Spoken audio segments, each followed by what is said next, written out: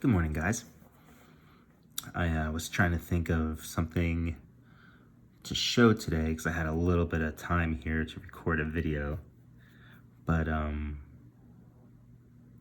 as I was going over what priorities I have and stuff, I didn't have anything that was really standing out that I thought would be a super interesting video. So I'm just going to take time to jump ahead a little bit to an After Realm page that I'm reworking.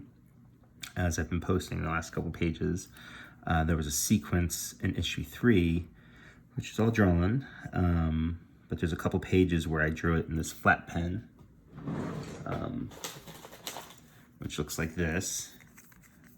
I love this pen, and it gives this very specific kind of super thick to thin feel on stuff, which I usually use in my life drawings.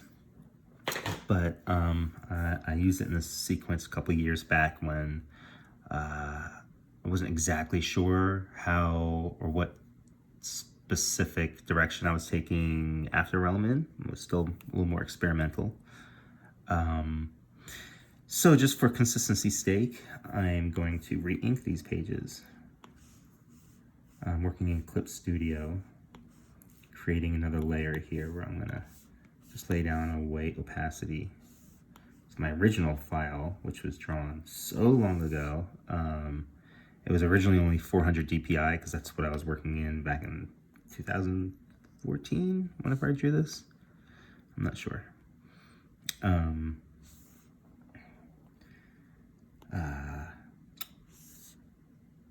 I forget what I was saying. A lot of that going on these days. But anyway, just to keep it consistent with the look of the book now, there's some minor changes I'm going to make just stylistically here. It'll look exactly the same. I'm basically tracing it, but with a different sort of brush and line approach. This is the stability. I'll show you what it does really quick. Basically, it helps you keep your brush straight. I'm doing a really bad job at showing or explaining it right now. So if I turn it all the way up, I'm not sure if you can tell, but it makes a slightly smoother brush stroke. I have used this, usually I turn up all the way like that when I'm trying to make really straight lines on windows and stuff. Lines I can normally freehand without a problem on analog paper, but on a computer or the pad, even with this filter I have on it, which is called a Paper-Like. It's this plastic adhesive thing I put on here, which gives the screen more of a paper feel. It's still just hard to get sort of the grip that pen gives you, or paper gives you. So that helps with that. It helps you be able to stabilize your line a little bit more when you're working digitally. I also like it because, I'm sorry, I got this really ugly scratch there. I'm sure that looks great, all blown up on your screen. But anyway, yeah, usually I use it like that, but I also found it was really fun. There's been a couple times I've been on an airplane or a car and I had to draw, and that came in super useful. But typically I like to have it around this sort of 27 to 30-ish range. It also affects the very tip of the line for some reason. I'm not sure why that is, but it just does. All right, so let's just get in some inking.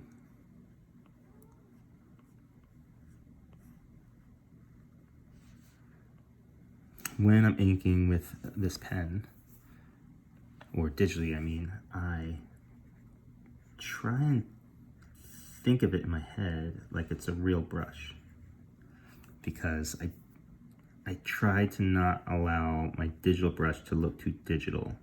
I've failed sometimes for sure, especially early on as I was really figuring out. I made things just too smooth depending on that stabilization too much, and made everything super round and kind of lost any imperfections.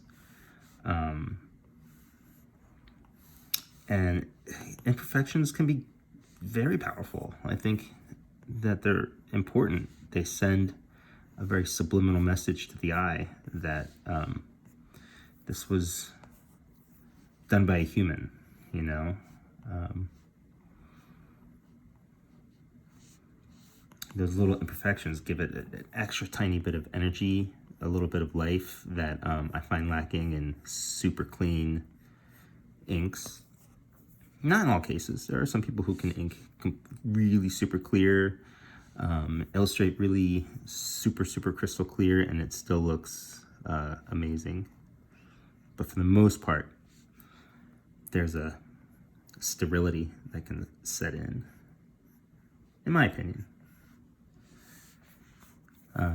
The other side of that is I can get too relaxed, too organic, and get kind of sloppy sometimes. So I'm always on the lookout to keep myself from doing that. The lighting here for the scene is coming from below, which you can kind of make out in this original page that I did, but I'm going to emphasize it a little bit more in the inks here.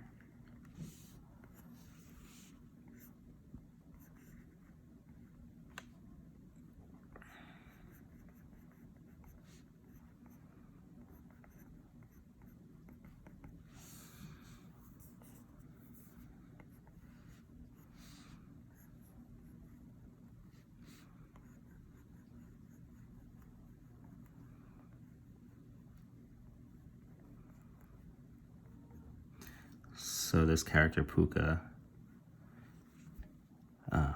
is named after a mythical creature called a Puka. So kind of this Celtic creature. Although weirdly, I kind of just named him Puka as opposed to him actually being a Puka, which is very specific to Celtic mythology and what they are and what they do. There is a similarity to that. They're sort of trickster characters. If my memory serves correct, a Puka will take you on a ride, and then usually it's a horse or something, and it'll take you for a ride, but then bring you into a lake and kill you, something like that. But the reason I'm calling this guy Puka is because when I was first reading about like fairies and mythology stuff, even before I was in comics, early when I was in comics, I had this book by Alan Lee and Brian Froud called Fairies. I'm sure you've seen it. If you're an artist or a fantasy nerd, you know exactly what it is. But it was a sort of like mockumentary done in the style of a journal outing or like a field book, where the two of them basically pretended they went out into the wild and just recorded what they saw in the fairy world through drawings and stuff. And Alan Lee did this piece, I think it was Alan, of this Puka character, and he was this goat-headed dude, and I was smitten.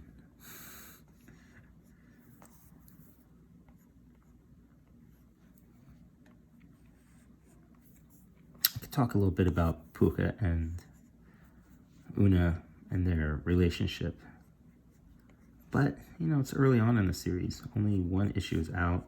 Issue 2 will be out in May. If you can't get issue 2 in May because of distribution issues, on my Kickstarter, you will be able to have access to the digital file, the PDF, if you sign up for one of those rewards. So if you can't get it in the store, you can get it through the Kickstarter. I really like this zigzag sort of rendering, very, very much from a Mignola influence and a few other pen guys. But, I'd be lying if I didn't say that it was mostly from my Mignola influence, which he doesn't even really do that much these days. He's mostly working in solid shapes. Like this would mostly be like a straight line. That would be it, and maybe a couple lines in like that. Mike is always evolving. It's one of the reasons why I love his art is that it changes. Still to this day, he's learning new things and figuring out different styles and finding new influences.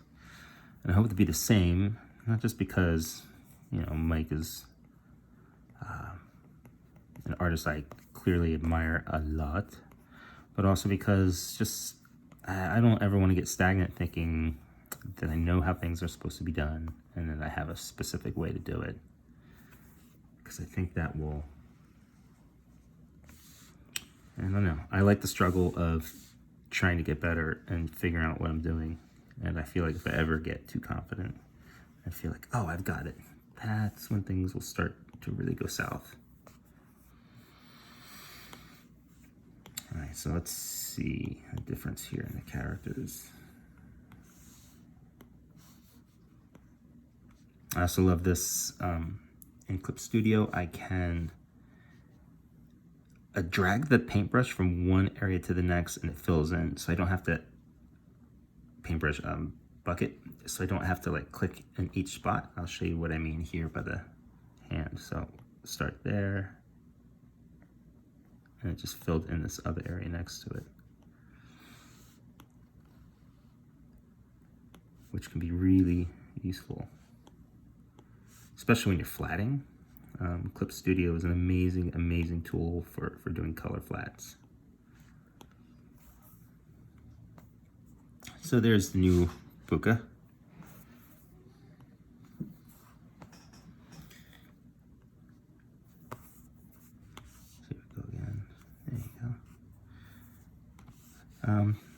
Dangerous thing being this close in with a small panel is I can over render it. I don't want to over render it. Shit, I drew on the wrong layer here. I drew on my white layer, but it's not a big deal. Well, this is what's amazing too about Clip Studio, how easy it is to fix mistakes. So you see all this here. You can do this in Photoshop, but it's just so much easier in Clip Studio. So I'm just gonna select all of these black lines at once. I'm gonna cut. Oh, I gotta be on the right layer to do that.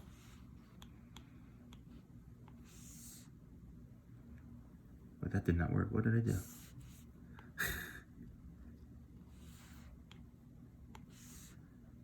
I'm doing something wrong here. Oh, I don't know what the hell I'm doing wrong here. Oh, okay, it's showing the layer underneath. Never mind, I screwed the whole process up. So now it's actually a lot more work than typical, but usually this is pretty easy. I'm gonna just fill all that in.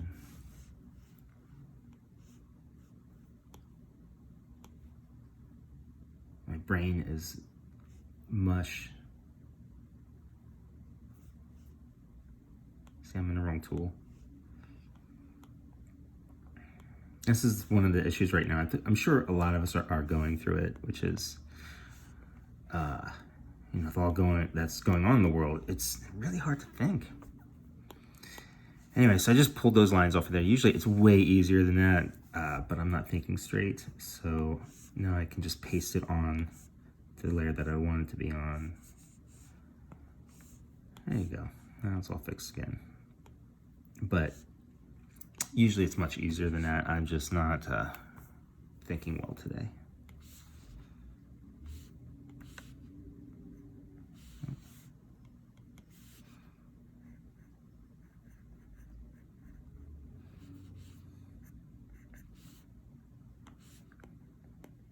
Oops.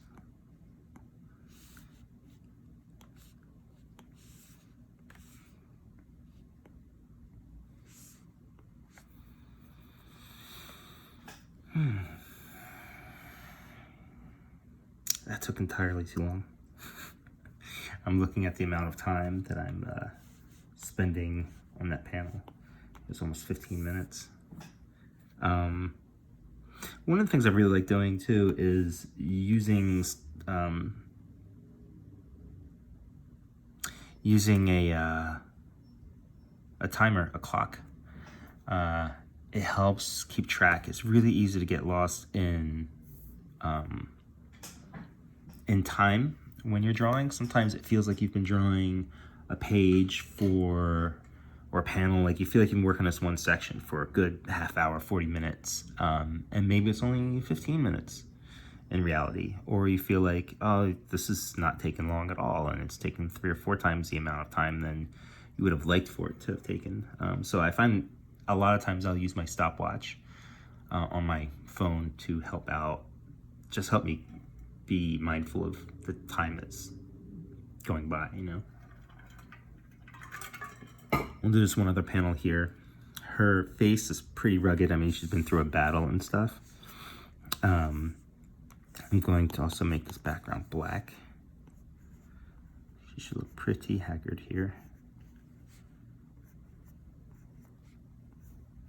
The lights come from below, so generally I'm going to keep the line work lighter here on the bottom part of her hair and darker on the top.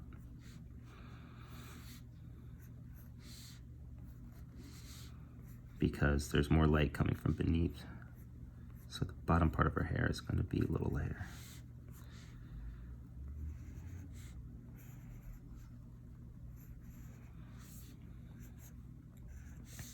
And I have to admit, I don't know why I made her ears so big for the elves, but I think it just started with that sort of Batman silhouette.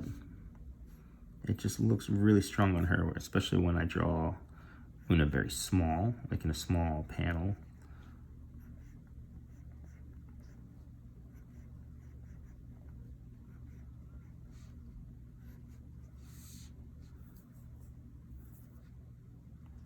Soften up the face a little bit.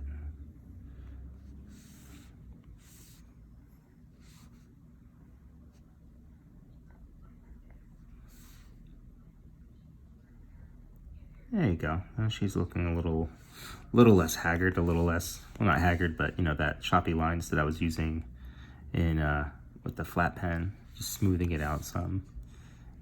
Let's see what kind of results we have here. Oops.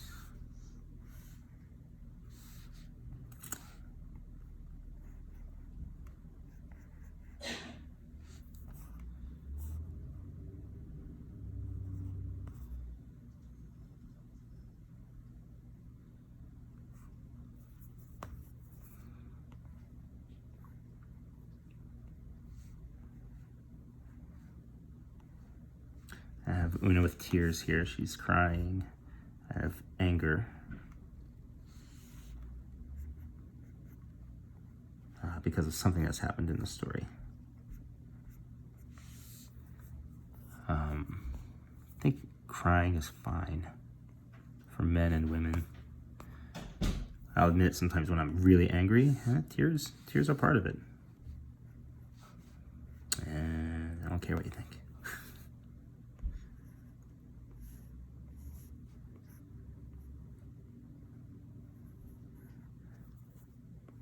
I think when you're writing characters and stuff and you're talking about crying and all of that, it's not the tears that matter, it's sort of why.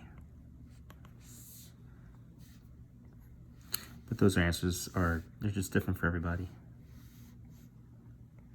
I think it's easy to hold, well, traditionally for men, it's easier to just hide your feelings than to face them, which is why crying is so forbidden for dudes. But I think it's actually weak to hide your emotions. Not that you should let them run rampant and stuff, but the total denial of emotions for men and women, for anybody, I think it's a bad thing. I think it is a sign of weakness, because it's easier to hide than it is to, face the hardest things. The hardest things are the things within. I faced a lot of hard stuff in my life, and the hardest were always the internal things. You know, I mean, I don't want to say I've gotten over death of family members, but, you know, I've been through it, and I've lived with it and dealt with it. been able to come to closure and all that stuff. Even the painful deaths. But the things I still struggle with are me or my internal things. You know, that's a lot harder to face than the external problems of the world, at least for me anyway. And facing my emotions is a big part of that, of coming to peace with myself.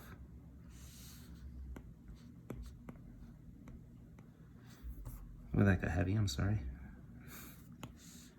Oh, I like that. Oh, I like that.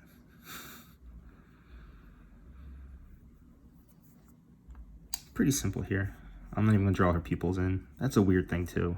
I don't know what that's about. Sometimes it feels right to leave them out. Maybe it's the mask thing. Even though she's not wearing a mask, there's still a sort of a sense of power. Pardon me, especially with supernatural characters like an elf. Damn it, I drew on the wrong layer again. This time, there's so many ways to fix this stuff. This time I'm just going to circle this, cut. I know there's a thing down here. Down here are these tools. I know there's a cut and paste option there, and I just haven't really trained my brain to use it correctly yet, or all the time yet. Yeah, edit. What did I do? Was it not on the wrong layer? I said, man, I can't think. My brain is just so dead. How is it on 2 layers? Oh, it's just the black is filled here again. That's what it was. Very confusing to myself. I'm pretty scatterbrained anyway, but these days, way more so.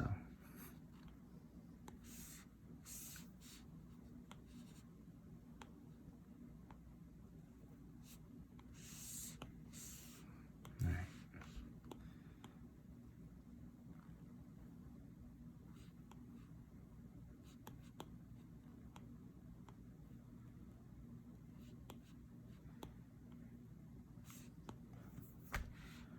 Do I want to do more?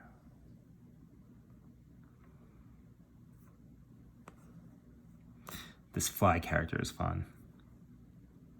But I think 20 minutes is good, right? Tell you what, I'll just shut my fat mouth and just ink this, and let's just enjoy the silence.